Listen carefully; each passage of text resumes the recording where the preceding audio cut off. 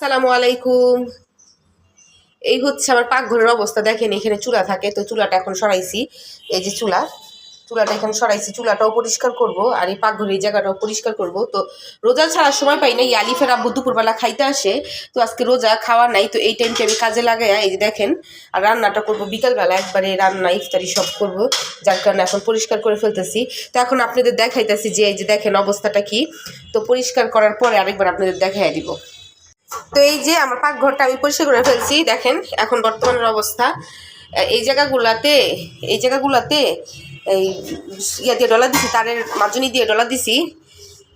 এই যে এরকম টিয়া উঠে গেছে, মানে রং টং উঠে গেছে, এরকম কালার হয়ে গেছে, বুঝতেই পারতেছেন। তো এই যে পুরোপুরি এই জায়গাটা পরিষ্কার করছি। এখন চুলাটা পরিষ্কার করে এখানে বসাই দিব।